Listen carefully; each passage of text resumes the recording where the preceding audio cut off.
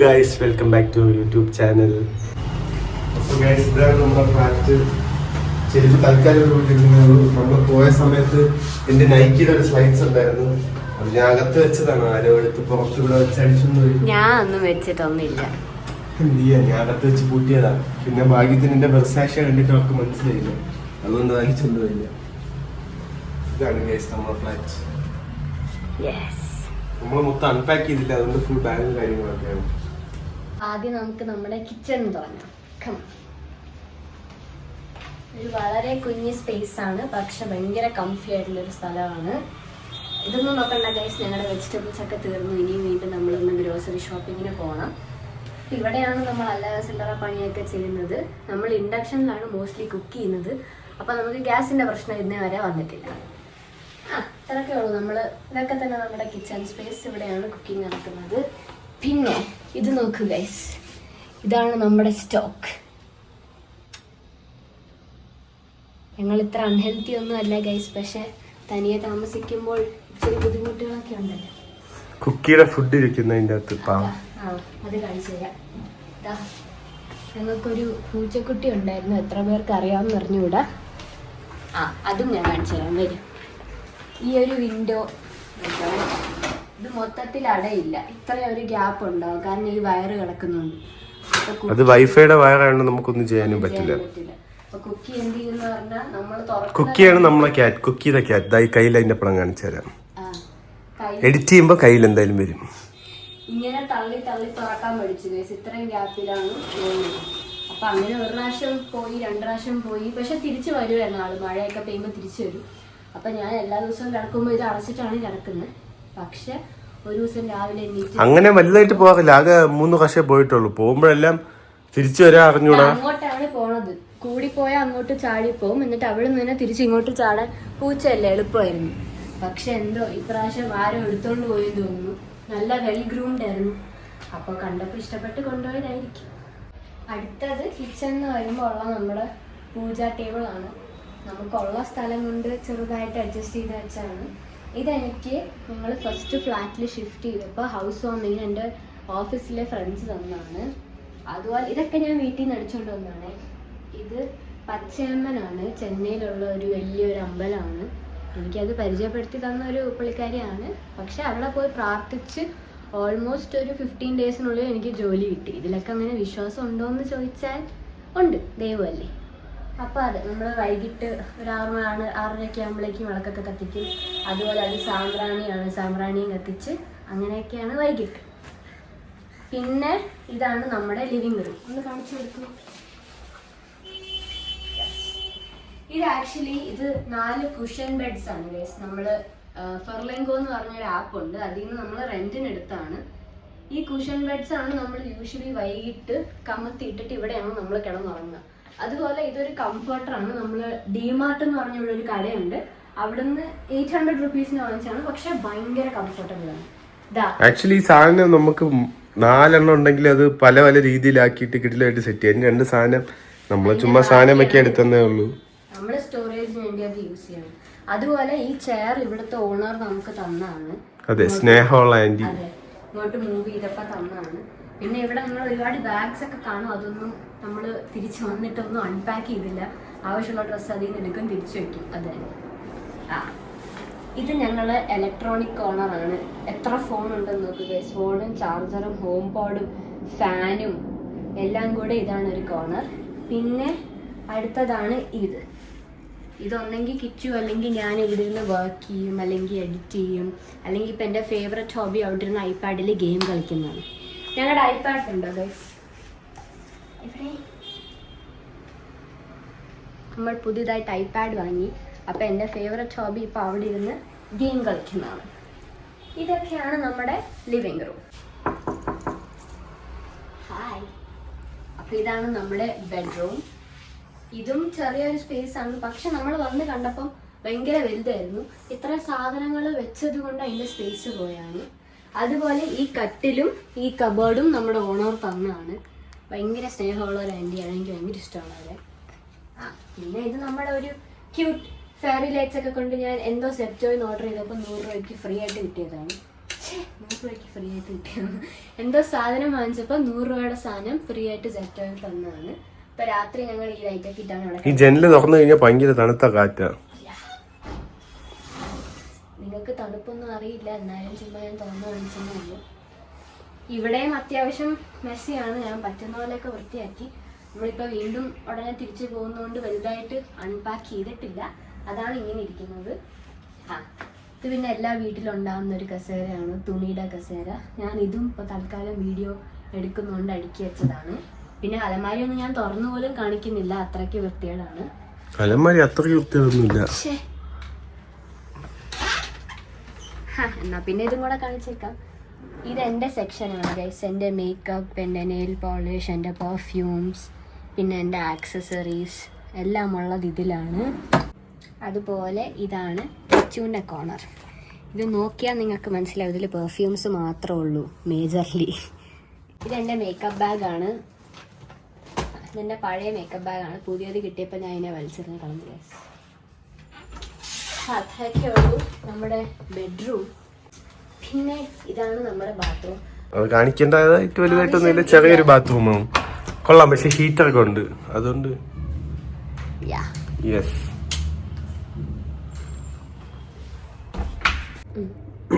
Okay guys, അപ്പൊ നമ്മളെ house tour ഒന്നും പറയാൻ പറ്റൂല, ചെറിയൊരു ഫ്ലാറ്റ് ടൂർ. യെസ്, നമ്മളുടെ ഒരു വളരെ ഇവിടെ ഇരിക്കുമ്പോ തന്നെ നല്ല കാറ്റാണ്. ഇവിടുന്ന് നമ്മൾ ആദ്യം ഈ ഫ്ലാറ്റ് നോക്കിയപ്പം ഇവിടെ ഫുൾ കാറ്റ്. അങ്ങനെ എനിക്ക് എപ്പോഴും ഒരു ഓപ്പൺ എയർ, കുറച്ച് കാറ്റ്, നല്ല വെളിച്ചമൊക്കെ ഉള്ള സ്ഥലം. ഇതിന് മുമ്പത്തെ സ്ഥലം എന്ന് വെച്ച് കഴിഞ്ഞാൽ ഇച്ചിരി ഹോണ്ടഡ് സ്ഥലമായിരുന്നു. അത് സംഭവം എന്ന് വെച്ചാൽ നമുക്ക് ഇവിടെ 1 RK ചിക്കു മാത്രം. ഈ ഫ്ലാറ്റ് കണ്ടതിന്റെ എക്സാക്ട് ഹാഫ്, അതായത് ഈ ലിവിംഗ് റൂമിന്റെ എക്സാക്ട് ഹാഫ് ആയിരുന്നു ആ മൊത്തം വീട്. അതൊരു 1 RK ആയിരുന്നു. അപ്പൊ റൂമും കിച്ചണും ബാത്റൂമും മാത്രമേ. അപ്പൊ ഇപ്പൊ എങ്ങനെ അത് പറയുന്ന പറഞ്ഞാൽ, നമ്മുടെ ഈ ഫ്ലാറ്റിലൊക്കെ സെക്യൂരിറ്റി ഒക്കെ താമസിക്കുന്ന റൂമില്ലേ, സെക്യൂരിറ്റി കെയർ ടേക്കർ, അതുപോലത്തെ ഒരു റൂം. ഇപ്പൊ നമ്മളൊരു ഫ്ലാറ്റ് ചെല്ലുമ്പോൾ ഗ്രൗണ്ട് ഫ്ലോറിൽ ലെഫ്റ്റ് സൈഡിൽ ഒരു റൂമുണ്ട്. അത് കഴിഞ്ഞാൽ സ്റ്റെപ്പ് കയറുന്ന ആ സൈഡിലാണ്. അപ്പൊ ആ ജനലും തുറക്കാൻ പറ്റില്ല. ബാക്കിലത്തെ ജനൽ തുറന്നാൽ തൊട്ടപ്പുറത്തെ ഫ്ലാറ്റാ, ഇത്ര ഡിസ്റ്റൻസേ ഉള്ളൂ. അപ്പം അങ്ങനെയൊന്നും ചെയ്യാൻ പറ്റില്ല. പിന്നെ വെളിയിലത്തെ ജനൽ തുറന്നാൽ ആൾക്കാർക്ക് നമ്മുടെ വീട്ടിനുള്ളിലേക്ക് കാണാൻ പറ്റും, അവർ സ്റ്റെയർ കയറി പോകുമ്പോൾ. അപ്പൊ നമുക്ക് അതും തുറക്കാൻ പറ്റില്ല. അപ്പം വെന്റിലേഷൻ ഇല്ല, ഒട്ടും വെളിച്ചമില്ല, അങ്ങനത്തെ ഒരു റൂമായിരുന്നു.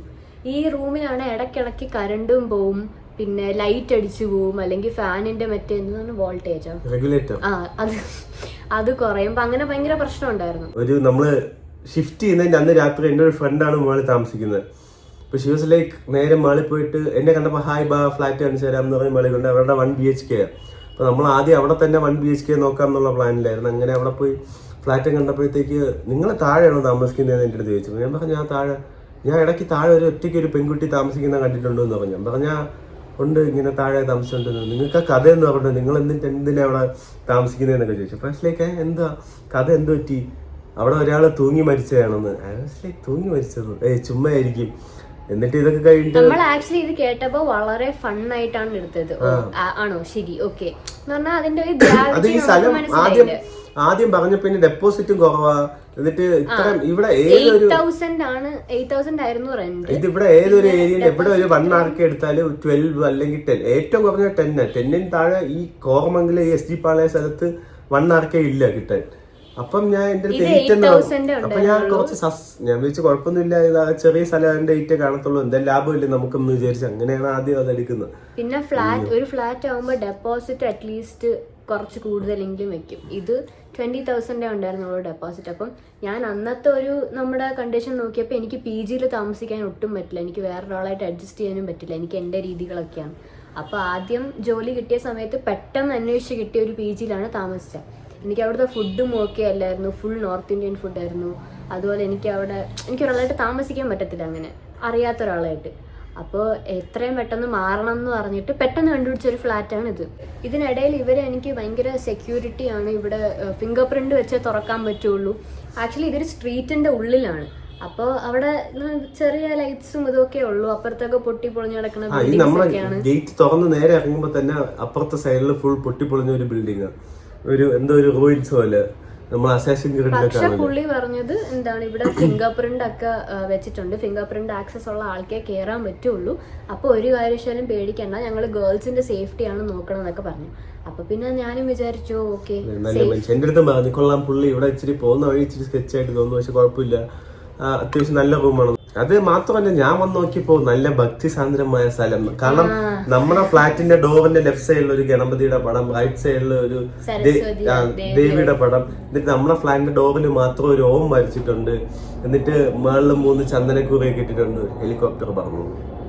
പിന്നെ ഞാൻ മൂവ് ഇൻ ചെയ്യുന്നത് ഒരു സൺഡേ ആയിരുന്നു. പുള്ളി പറഞ്ഞു സൺഡേ മൂവ് ഇൻ ചെയ്യാൻ പറ്റത്തില്ല, മൺഡേ ആയേ ചെയ്യാൻ പറ്റുള്ളൂ, കാരണം സൺഡേ അവിടെ ഒരു ഗണപതി ഹോമം വെക്കുന്നുണ്ടെന്ന് പറഞ്ഞു. അപ്പൊ നമ്മള് ഗണപതി ഹോമമൊക്കെ ചെയ്യുന്നത് ഫ്രഷ് ആയിട്ട് ഒരു അപ്പാർട്ട്മെന്റ് വെക്കുമ്പോ സമയത്തല്ലേ പൂജയൊക്കെ ചെയ്യുന്നത്. ഓൾറെഡി ഒരാൾ താമസിച്ചിട്ട് മാറുന്ന സമയത്ത് നമ്മൾ അങ്ങനെ ചെയ്യത്തില്ലല്ലോ.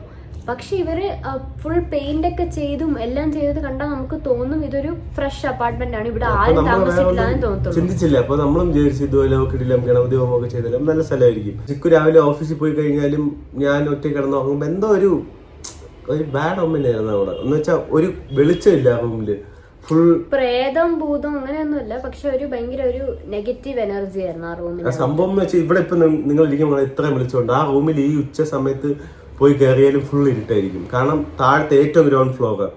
അപ്പം ആ ഗ്രൗണ്ട് ഫ്ലോറിന്റെ തൊട്ടപ്പുറത്ത് പാർക്കിങ്ങും പിന്നെ നമ്മുടെ മറ്റേ ഗാർബേജ് വെക്കുന്ന ക്യാൻ ഉണ്ടല്ലോ, അപ്പൊ ഡോർ തുറന്നിടാനും പറ്റില്ല. ഇത് സംഭവം എങ്ങനെയാന്ന് വെച്ചാൽ ഈ ഫ്ലാറ്റ് ഇരിക്കുന്ന ഇവിടെ, ഇതിന്റെ ബാക്കിൽ ഒരു ഫ്ലാറ്റ്, സൈഡിൽ ഒരു ഫ്ലാറ്റ്, ഫ്രണ്ടിലൊന്നുമില്ല. കാരണം നമ്മുടെ റൂമിന്റെ തൊട്ട് ഫ്രണ്ടിൽ വേറൊരു റൂം, അത് പക്ഷേ ഒരു 1 BHK ആണ്. അപ്പം അവിടെ സീനൊന്നുമില്ല. ഇവിടെ അപ്പൊ നടുക്കാണ്, നമ്മുടെ റൂമിന്റെ ചുറ്റിനൊന്നും ഇതില്ല, എന്തുവാണ് അതിന്റെ പേര്, ഒരു വെന്റിലേഷൻ പ്രോപ്പറായിട്ട് നമ്മൾ ജനല് തുറന്നിട്ടാലും കാറ്റും വെളിച്ചം ഒന്നും കയറാത്ത ഒരു സ്ഥലമാണ്. അങ്ങനെ അവിടെ വലിയ പ്രശ്നമൊന്നും ഉണ്ടോന്ന് വെച്ചാൽ ഇല്ല, നമുക്ക് ഇതുവരെ അങ്ങനെയൊന്നും തോന്നിയിട്ടില്ല. ബട്ട് അതിൻ്റെ അകത്തൊരു ലൂപ്പ് പോലെയാണ്. നമ്മള് കുറെ കോൺട്രംപ്ലേറ്റ് ചെയ്ത് ഇങ്ങനെ ഇവിടുന്ന് മാറണം. അതാണ് നമ്മളൊരു ഡിസിഷൻ എടുത്തു മാറണം എന്ന്. പക്ഷെ കുറെ നാളായിട്ട് വീടുകൾ കണ്ടുപിടിച്ചിട്ട് നമുക്ക് അങ്ങോട്ട് മാറാൻ പറ്റും. 1 year എടുത്ത് അവിടുന്ന് മാറാൻ. ഞങ്ങള് രണ്ടുപേരും എങ്ങനെയാന്ന് പറഞ്ഞാല് ഒരു ഡിസിഷൻ എടുത്തു കഴിഞ്ഞാല് നമ്മളത് ചെയ്യും. അല്ലെങ്കിൽ ഒരു കാര്യം നമുക്ക് ചെയ്യണം എന്ന് 2 or 3 തവണ തോന്നിക്കഴിഞ്ഞാല് അപ്പൊ തന്നെ അതങ്ങ് ചെയ്യാനുള്ള ഒരു മൈൻഡുള്ള ആൾക്കാരാണ്. പക്ഷെ ഈ വീട് മാറുന്ന കാര്യം ഞങ്ങള് ഓൾമോസ്റ്റ് ഒരു 4-5 മാസങ്ങളോളം സംസാരിച്ചുകൊണ്ടിരിക്കുകയാണ്. ഇഷ്ടപ്പെട്ട വീടുകളുണ്ടായിരുന്നു, ബഡ്ജറ്റിനകത്തുള്ള വീടുകളുണ്ടായിരുന്നു, എന്നിട്ട് നമുക്ക് പറ്റുന്നില്ല. ഭയങ്കര പ്രശ്നം ഉണ്ടോന്ന് വെച്ചാൽ അങ്ങനെയൊന്നും ഇല്ലായിരുന്നു, കൊള്ളായിരുന്നു, കുഴപ്പമൊന്നുമില്ല, നല്ല വീടൊക്കെ ആയിരുന്നു. പക്ഷെ ഇതുപോലെ ആയിരുന്നു പ്രശ്നം. അവസാനം ഈ കഥ എന്നിട്ട് she was telling me the story. എന്നിട്ട് ഷി വാസ് ലൈക്ക് അവിടെ ഒരാളുണ്ടായിരുന്നു സെക്യൂരിറ്റി, ഈ ഫ്ലാറ്റിന്റെ കെയർ ടേക്കർ ആദ്യം താമസിച്ചുകൊണ്ടിരുന്നത്. എന്നിട്ട് പുള്ളിക്കാരൻ ഭയങ്കര വെള്ളമടിയായിരുന്നു, അങ്ങനെ പ്രശ്നമൊക്കെ ആയിട്ട് പുള്ളിയുടെ ഭാര്യ ഉണ്ടായിരുന്നു, ഭാര്യ കളഞ്ഞിട്ട് പോയി. അപ്പം അങ്ങനെ ഭാര്യ ഇയാള് ഭയങ്കരമായിട്ട് ഉപദ്രവിക്കായിരുന്നു. അങ്ങനെ ഫൈനലി വൺ ഡേ ആ പുള്ളിക്കാരി ഇറങ്ങിപ്പോയി.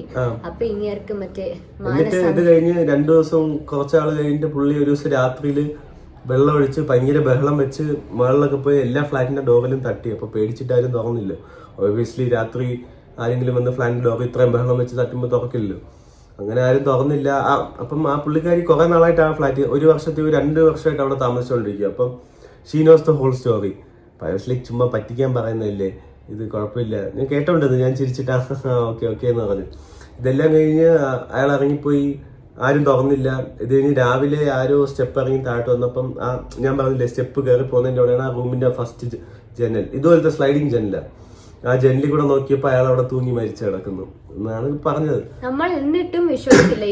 ഞാൻ ഇന്ന് വർക്ക് ചെയ്യുന്നതിന്റെ തൊട്ട് മുകളിലാണ് ഫ്ലാറ്റ്. അപ്പൊ എന്റെ ഫാൻ അതിന്റെ തൊട്ട് താഴെയാണ് ഞാൻ ഇന്ന് വർക്ക് ചെയ്യുന്നത്. അപ്പം ഞാൻ അതൊക്കെ ആലോചിച്ചു, പിന്നെ ചുമ്മാ നമ്മളതൊരു തള്ളു കഥയാണ് അല്ലെങ്കിൽ മറ്റേ ഈ പേടിപ്പിക്കാൻ വേണ്ടി പറയുന്നത്. എന്നിട്ട് നമ്മളടുത്ത് പറഞ്ഞ് നിങ്ങൾ മൂവ് ചെയ്യുന്നോണ്ടാണ് ഇന്ന് പറയുന്നത്. ആ കൊച്ചൊറ്റയ്ക്ക് അവിടെ നിൽക്കുന്നത് ഞാൻ കുറെ പ്രാവശ്യം കണ്ടിട്ടുണ്ട്. അപ്പം വെറുതെ അതിനെ പേടിപ്പിക്കേണ്ടെന്ന് ചോദിച്ചാൽ ഞാൻ ഒന്നും പറയാത്ത, നമുക്കൊക്കെ പേടിയാണ്, അത് കാണുമ്പോഴേ അതുവഴി ഓടുന്നു പറഞ്ഞു. ഇതൊക്കെ കഴിഞ്ഞ് ഞങ്ങള് മൂവ് ചെയ്ത് കഴിഞ്ഞ് നമ്മളൊന്ന് ചായ കുടിക്കാന്ന് പറഞ്ഞു. ഇവിടെ താഴെ ഒരു സൈക്കാന്ന് പറഞ്ഞൊരു ബേക്കറി, നമ്മുടെ ബിൽഡിങ്ങിന്റെ തൊട്ട് ലെഫ്റ്റ് സൈഡിലാണ്. പണ്ട് തൊട്ടേ നമ്മൾ ഇവിടെ വന്ന സമയം തൊട്ടേ അവിടെ ചായ കുടിക്കുമ്പോൾ നാസറിക്കയുടെ കടയാണ്. അപ്പം നൈസാണ് പുള്ളിക്കാരൻ. അവിടെ ചെന്ന് നമ്മൾ ഈ കഥ ഒന്ന് പറഞ്ഞു. അപ്പൊ പുള്ളി ഇങ്ങേരുടെ പേര് ഉൾപ്പെടെ നമ്മളോട് പുള്ളി ഇങ്ങോട്ട് നമ്മുടെ അടുത്ത് ചോദിക്കുക, ഇത് ഇങ്ങനെ നിങ്ങൾക്ക് അത് അറിഞ്ഞൂടായിരുന്നു, നിങ്ങൾ ചോദിച്ചിട്ടൊക്കെ താമസിക്കുന്നത്, അവിടെ ആരോ താമസിക്കാൻ വന്നു ഞാൻ അറിഞ്ഞു, ആരാണെന്ന് അറിഞ്ഞില്ല. അവിടെ ഭയങ്കര പ്രശ്നമൊക്കെ ആയിരുന്നു. അന്വേഷിച്ചിട്ടൊക്കെ ഫ്ലാറ്റ് എടുത്തൂടെ. അയാൾ എപ്പോഴും ഇവിടെ വരും, ടച്ചിങ്സും സോഡയും കാര്യങ്ങളും ഗ്ലാസും ഒക്കെ മേടിക്കാൻ, എപ്പോഴും സിഗരറ്റ് ഒക്കെ മേടിക്കാൻ ഈ കടയിൽ വരുന്നതാ.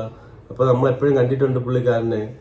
പുള്ളി ഇച്ചിരി എപ്പോഴും വെള്ളം അടിച്ച് നടക്കുന്ന ആളാണ്. അങ്ങനെ എന്തൊക്കെയോ പ്രശ്നം ഉണ്ടായിരുന്നു പുള്ളിക്ക്. അങ്ങനെ എല്ലാവർക്കും അറിയാവുന്ന കാര്യമല്ലേ, നിങ്ങള് ചോദിച്ചിട്ടൊക്കെ എടുക്കണം. അപ്പോഴാണ് നമ്മളൊന്ന് ചെറുതായിട്ട് പേടിച്ചത്. പിന്നെ നമ്മള് ഫ്ലാറ്റും മാറി. നമ്മള് ഭയങ്കര കണ്ടന്റ് ആണ് ഇവിടെ. നമ്മൾ നമ്മുടെ ചെലവിൽ മാനേജ് ചെയ്യുന്നതുകൊണ്ട് ഒരു പ്രശ്നമൊന്നുമില്ലാതെ ഹാപ്പി ആയിട്ടാണ് പോണത്. അതുപോലെ ഒരുപാട് എല്ലാ വീഡിയോയിലും ഓൾമോസ്റ്റ് എല്ലാവരും ചോദിക്കുന്ന ഒരു കാര്യമാണ്, നമ്മൾ ഒരുമിച്ചാണോ താമസിക്കുന്നത്, ലിവിങ് ടുഗെദർ ആണോ എന്ന്. ഞങ്ങൾ ഇവിടെ ഉള്ളപ്പോൾ ഇവിടെ ഒരുമിച്ചാണ് താമസിക്കുന്നത്, അവിടെ ഉള്ളപ്പോൾ അവിടെ ഒരുമിച്ചാണ് താമസിക്കുന്നത്. ജോലിയുടെ ആവശ്യത്തിന് മാറി നിൽക്കുന്ന സമയത്താണ് അങ്ങനെ മാറി നിൽക്കുന്നത്. ആക്ച്വലി ഐ ബിലീവ് എല്ലാ റിലേഷൻഷിപ്പിലും എല്ലാവരും കുറച്ച് നാളെങ്കിലും ഒരുമിച്ച് താമസിച്ചിട്ടേ കല്യാണം കഴിക്കാവുന്നു. കാരണം നമ്മൾ ഒരുമിച്ച് താമസിക്കുമ്പോഴാണ് ഒരുപാട് ഡിഫറൻസസും കുറെ പേർക്ക് ഇത് പറയുമ്പോൾ ഭയങ്കര ബാഡ് ആയിട്ട് തോന്നുന്നു. എന്തോ കാണിക്കുന്ന ഒരു ബോധമില്ലേ, ഇത്രയും പ്രായത്തിൽ ഒരുമിച്ചൊക്കെ നിൽക്കുന്ന ഒരു വീട്ടുകാരൊന്നും പറയില്ല എന്നൊക്കെ. ബട്ട് അയാളെ നമ്മൾ കുറച്ചും കൂടെ ഫുൾ മനസ്സിലാക്കി അയാൾ എങ്ങനത്തെ ഒരാളാണ്, അങ്ങനെ അയാളുടെ കൂടെ കുറെ ടൈം സ്പെൻഡ് ചെയ്ത് നമ്മൾ ഒരുമിച്ച് നമ്മളെ ഫുൾ ടൈം നമ്മളെപ്പോഴും നമ്മളൊരു ഹോൾ ഇൻഡിവിജ്വൽ നമ്മളൊരു റൂമിൽ പോയി കഴിഞ്ഞാൽ, വീട്ടിലാണെങ്കിലും നമ്മുടെ വീട്ടുകാരുടെ ഫ്രണ്ടിൽ വേറെ ഒരാൾ, നമ്മൾ സ്വന്തം റൂമിൽ കയറി കഴിഞ്ഞ് കഴിഞ്ഞാൽ അപ്പോഴാണ് നമ്മളൊരു ട്രൂ പേഴ്സണാലിറ്റി. നമ്മൾ അത്രയും ഫ്രീ ആയിട്ട് കെയർലെസ് ആയിട്ട് ഇരിക്കുന്നു, എന്തെങ്കിലും നോക്കുന്നു. അപ്പം അത്രയും നമ്മളൊരു പ്രൈവറ്റ് സ്പേസിൽ വേറെ ഒരാൾ വരുമ്പം അതെങ്ങനെയാണോ നമ്മളത് ഹാൻഡിൽ ചെയ്യുന്നത്, അവരത് ഹാൻഡിൽ ചെയ്യുന്നത്. എനിക്ക് പണ്ട് തൊട്ടേ അപ്പം എനിക്ക് വീട്ടിൽ കൊച്ചനുണ്ട്, എല്ലാവരും ഉണ്ട്. അപ്പം എനിക്ക് അങ്ങനെ ഒരു കുഴപ്പമില്ല, എൻ്റെ ഫ്രണ്ട്സ് എപ്പോഴും വരും. But at the end of the day രാത്രി ഞാൻ കിടക്കുന്നതിനൊക്കെ മുമ്പ് അല്ലെങ്കിൽ ഉച്ചയ്ക്ക് ഒരു ഫുഡൊക്കെ കഴിച്ച് കഴിഞ്ഞിട്ട് ഞാൻ ഫുൾ എൻ്റെ ഒരു ഫ്രീ, ഞാൻ ടീഷർട്ട് ഒന്നും ഇടാതെ ഫുൾ ഫാനൊക്കെ ഓണാക്കിയിട്ട് ഒന്ന് കിടക്കുന്ന ഉറങ്ങണം ഫ്രീ ആയിട്ട്. ഇപ്പോൾ എന്തെങ്കിലുമൊക്കെ ഗെയിം കളിച്ച് എന്ന് വെച്ചാൽ I can be my self കുറെ നേരത്തേക്ക്. നമ്മൾ ഏറ്റവും കൂടുതൽ വഴക്കുണ്ടായതും ഒക്കെ നമ്മൾ ഒരുമിച്ച് താമസിക്കാൻ തുടങ്ങിയിട്ടാണ്. പക്ഷെ I think it's all good. കാരണം we just understood each other more. പിന്നെ നമ്മളിങ്ങനെ ഓരോ ഡിസിഷൻസ് എടുക്കുന്നതും എല്ലാം ഞങ്ങൾക്ക് റിലേഷൻഷിപ്പിനെ കുറിച്ച് അടിപൊളിയായിട്ട് അറിയാം. നമ്മൾ അടിപൊളി അങ്ങനെയല്ല ഞാൻ പറയുന്നത്. പക്ഷെ നമ്മൾ ഒരുമിച്ച് താമസിക്കുമ്പോഴേ നമ്മുടെ പാർട്ട്ണറിനെ നമ്മളൊരു 95% മനസ്സിലാക്കുള്ളൂ. നമ്മൾ ചുമ്മാ ഇത് ഹായ് ഹലോ ഫുഡ് കഴിച്ചോ കിടന്നുറങ്ങുക ഞാൻ പോവുക അങ്ങനെ പറയുന്ന. കല്യാണം കഴിഞ്ഞിട്ടാണ് നമ്മൾ ഒരുമിച്ച് താമസിക്കുന്നത്. It's all good. കുഴപ്പം അത് ബാഡ് ആണോന്നൊന്നുമല്ല. പക്ഷെ നമ്മളപ്പം കുറെ പുതിയ പ്രശ്നങ്ങളായിരിക്കും. അപ്പൊ അവര് നമ്മളെ ജീവിതത്തിലോട്ട് വരുന്നു, നമ്മൾ എങ്ങനത്തെ ഒരാളാ, അവരെങ്ങനത്തെ ഒരാളാ എല്ലാം അറിയാം. ബട്ട് ഒരുമിച്ച് മറ്റേതെങ്ങനെ ഡേറ്റ് ചെയ്യുമ്പോൾ നമ്മൾ രണ്ടുപേരും രണ്ട് സ്ഥലത്താണ് ഇടയ്ക്കിടയ്ക്ക് മീറ്റ് ചെയ്യുന്നു. നമ്മളൊരു കഫേ പോയി ഇരുന്ന് കുറേ ടൈം സ്പെൻഡ് ചെയ്യും, അല്ലെങ്കിൽ ഒരു സിനിമയ്ക്ക് പോകും, അല്ലെങ്കിൽ എവിടെയെങ്കിലും ഏറ്റവും കൂടി പോയി കഴിഞ്ഞാൽ എവിടെയെങ്കിലും ഒരു ട്രിപ്പ് പോയിരിക്കും ഒരുമിച്ച്, അല്ലെങ്കിൽ ഫുഡ് കഴിക്കുക എവിടെയെങ്കിലും പോകും, അങ്ങനെ അല്ലെങ്കിൽ ഒരു ലോങ് ഡ്രൈവ് പോകും. അതെല്ലാം കഴിഞ്ഞ് at the end of the day നമ്മൾ രണ്ടുപേരും രണ്ട് വീട്ടിലോട്ടാണ് പോകുന്നത്. അത് എല്ലാം കഴിഞ്ഞ് നമ്മൾ രണ്ടുപേരും ഒരു വീട്ടിലോട്ട് വരുമ്പം കുറെ കാര്യങ്ങളോടെ മാറും. നമ്മൾ മൊത്തത്തിൽ ബേൺഡ് ഔട്ട് ആയിട്ട് വന്ന് നമ്മളൊന്ന് സമാധാനമായിട്ട് കിടക്കുന്നത് നമ്മുടെ വീട്ടിലാണ്. അപ്പൊ ഇപ്പൊ ഞങ്ങൾ തമ്മിൽ എന്തേലും വെളിയിൽ വെച്ച് വഴക്കുണ്ടായിട്ട് നമ്മൾ രണ്ടുപേരും ഒരേ സ്പേസിലേക്കാണ് തിരിച്ചു വരുന്നത്. അപ്പം നമ്മൾ ഈ ഒരു പ്രായത്തിൽ അതെങ്ങനെ മാനേജ് ചെയ്യണം, ദേഷ്യം എങ്ങനെ കൺട്രോൾ ചെയ്യണം, പാർട്ട്ണറിനോട് എങ്ങനെ സംസാരിക്കണം, അതുപോലെ ഞാൻ വിചാരിക്കണ പോലെ വീടിരിക്കണം എന്നൊരിതുണ്ടായിരുന്നു. പിന്നെ ഇങ്ങനെ നമ്മൾ വഴക്കായി സംസാരമായി കിച്ചുവിന്റെ ഭാഗം പറയുമ്പോഴാണ് എനിക്ക് മനസ്സിലാവുന്നത് ഇറ്റ്സ് ഹിസ് ഹൗസ് ടു. അപ്പോൾ I should accommodate his needs. കിച്ചുവിന് എങ്ങനെയാണ് വീട് വേണ്ടത്, അങ്ങനത്തെ കാര്യങ്ങളും കൂടെ ഞാൻ മനസ്സിലാക്കണം. അങ്ങനെ നമ്മൾ പാർട്ട്ണറിനെ മനസ്സിലാക്കി കുറച്ചുകൂടി ഒരു അണ്ടർസ്റ്റാൻഡിങ് ആൻഡ് ബെറ്റർ പാർട്ട്ണർ ആവാൻ പറ്റുന്നത് ഐ ഫീൽ ഇസ് നമ്മൾ ഒരുമിച്ച് താമസിച്ച് കഴിയുമ്പോഴാണ്. നമ്മൾ എത്ര നാളെന്ന് പറഞ്ഞിട്ടാണ് നമുക്കൊരു മാസ്ക് വെച്ചിട്ട് നമ്മുടെ പാർട്ട്ണറിനെ അടുത്ത് ഇരിക്കാൻ പറ്റുക. ഒന്നെങ്കിൽ ഇന്നല്ലെങ്കിൽ നാളെ അത് എപ്പോഴായാലും അത് അഴിഞ്ഞു വീഴും. അത് അഴിഞ്ഞു വീണാലേ നമുക്ക് നമ്മുടെ പാർട്ട്ണറിനെയും നമ്മുടെ പാർട്ട്ണറിനെ നമ്മളെ മനസ്സിലാക്കാൻ പറ്റും. ഏറ്റവും വലുതെന്ന് വെച്ച് കഴിഞ്ഞാൽ നമ്മളിപ്പോ ഒറ്റയ്ക്ക് നമ്മളെ റൂമിലിരിക്കും. I just want to fart, I can. എന്റെ റൂമിൽ ഞാൻ ഒറ്റയ്ക്കല്ലേ. അപ്പം വേറെ ഒരാളുള്ളപ്പം നമ്മളൊരു ഭയങ്കരമായിട്ട് ചിന്തിക്കും, അയ്യോ അയാൾക്ക് എന്ത് തോന്നും, ബാഡാവും. ഇത് എക്സ്പെഷ്യലി നമ്മുടെ ഗേൾ ഫ്രണ്ടും കൂടെ ആകുമ്പോഴത്തേക്ക് നാണക്കേടാവും, പെട്ടെന്ന് പോവാം, മിനിറ്റ് വേറെ എങ്ങോട്ടേലും പോവാം, അങ്ങനത്തെ ഒരു മൈൻഡ് ആവും. ഇത് ഭയങ്കര കോമൺ ആണോന്ന് വെച്ചാൽ എനിക്കിത് എങ്ങനെ എക്സ്പ്ലെയിൻ ചെയ്യണമെന്ന് അറിയത്തില്ല. But at the end of the day if you can fart in front of your girlfriend it's so good. നമ്മൾ പറയുമ്പോൾ നിങ്ങൾ വിചാരിക്കും ഞങ്ങൾക്ക് റിലേഷൻഷിപ്പിൽ A+ ആണ്, അങ്ങനെയല്ല. നമ്മൾ പെർഫെക്റ്റ് ആണെന്നൊന്നും അല്ല പറയുന്നത്. ലിവിങ് ടുഗെദർ ഒക്കെ ഇപ്പോഴേ വേണോ, അത് ഈ പ്രായത്തിൽ വേണോ, നിങ്ങളിപ്പം കരിയറിൽ ഫോക്കസ് ചെയ്യേണ്ട ടൈം അല്ലേ, അപ്പം നിങ്ങളിപ്പോൾ റിലേഷൻഷിപ്പിന് ടൈം വേസ്റ്റ് ചെയ്യണോ, നാളെ നിങ്ങൾ ബ്രേക്കപ്പ് ആയാൽ നിങ്ങൾ എന്ത് ചെയ്യും, അങ്ങനെ ഒരുപാട് ക്വസ്റ്റ്യൻസ് ഉണ്ടായിരുന്നു. ഞങ്ങൾ എന്തായാലും ബ്രേക്കപ്പ് ആവാൻ പോകുന്നില്ല. നമ്മളൊരു സീരിയസ് കമ്മിറ്റ്മെന്റിന് വേണ്ടിയിട്ട് തന്നെയാണ് ഒരു റിലേഷൻഷിപ്പിൽ പോകുന്നത്. അറ്റ്ലീസ്റ്റ് ഞങ്ങൾ ഒരുമിച്ച് താമസിക്കില്ല, വീഡിയോസ് ഇടില്ല, അതുപോലെ തന്നെ ഫാമിലി ആയിട്ട് ഇത്ര അറ്റാച്ച്ഡ് ആവില്ല. ഇപ്പൊ നമ്മൾ രണ്ടുപേരും മാത്രമാണ് വിഷമിക്കുന്നതെങ്കിൽ കുഴപ്പമില്ല. ഇതിപ്പോ ഞങ്ങൾ എന്തായാലും ഫാമിലീസ് ആയിട്ട് ഭയങ്കരമായിട്ട് അറ്റാച്ച്ഡ് ആയി. അപ്പോൾ breakup is not an option anymore. എന്തായാലും നമ്മൾ കല്യാണം കഴിക്കാൻ തന്നെയാണ് തീരുമാനിച്ചത്. അതും ഉടനെ എപ്പോഴെങ്കിലും ഒക്കെ നടക്കുന്ന ടൈമിൽ അതിൻ്റെ പുറകെ നടന്നോളും. It will go with the flow.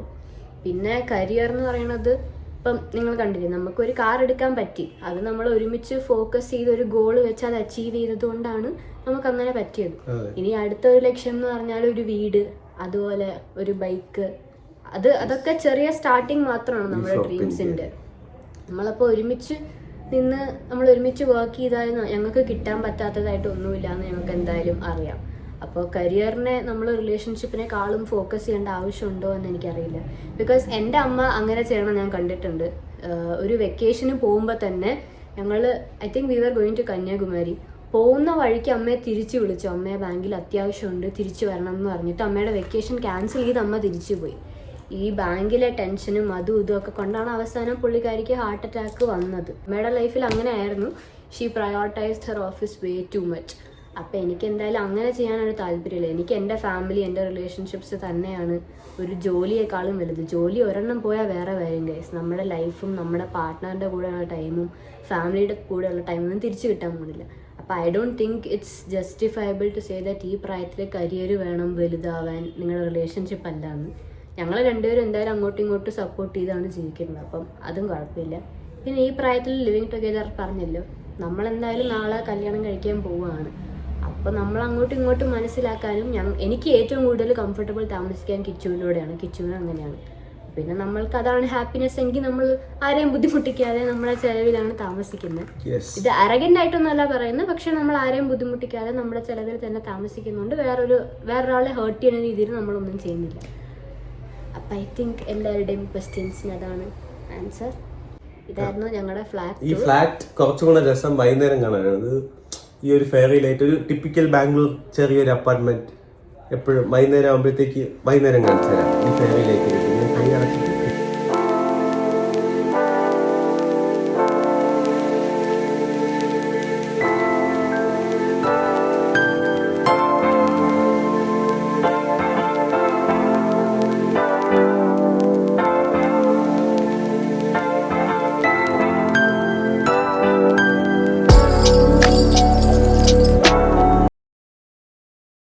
അപ്പോൾ ഇന്നത്തെ വീഡിയോ അത്രേ ഉള്ളൂ ഗൈസ്. നമ്മുടെ ഫ്ലാറ്റ് ടൂർ എല്ലാവർക്കും ഇഷ്ടപ്പെട്ടു എന്ന് വിചാരിക്കുന്നു.